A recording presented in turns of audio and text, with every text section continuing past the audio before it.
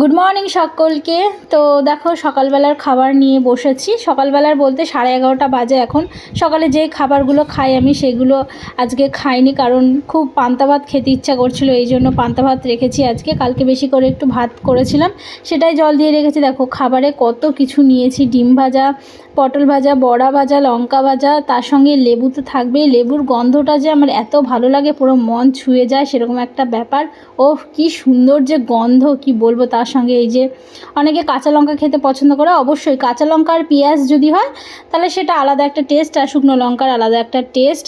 আর আছে দেখো এদিকে শশা কেটে নিয়েছি একটা, ও কী যে স্বাদ, পুরো অমৃত অমৃত। বিরিয়ানি বলো, খাসির মাংস বলো, এগুলো ফেল করে দেবে। পান্তা ভাত গরমকালে সবারই পান্তা ভাত, টক ডাল এগুলো খেতে ভীষণই ভালো লাগে, সেরকম আমারও খুবই ভালো লাগে।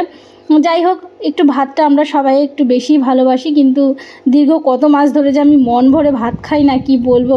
নিজেকে ঠিক রাখতে গেলে একটু ভাতটা একটু স্কিপ করে যাওয়াই ভালো আমার মনে হয়। তো আজকে পান্তা ভাত খেতে ইচ্ছা করছিলো, তাই মানে আজকে রেখেছিলাম। পান্তা ভাতের জলটা যে কী টেস্ট, তার সঙ্গে লেবু চিপে নিয়েছিলাম, এত ভালো লাগছিল। কাঁচা পেঁয়াজও ছিল সঙ্গে, কাঁচা পেঁয়াজ না হলে হয় বলো। তো দেখো লঙ্কাটা অবশিষ্টটা আমি ডলে একবারে স্বাদ করে খেয়েছি, খুব ভালো লেগেছে। কার কার খেতে ভালো লাগে কমেন্ট করে।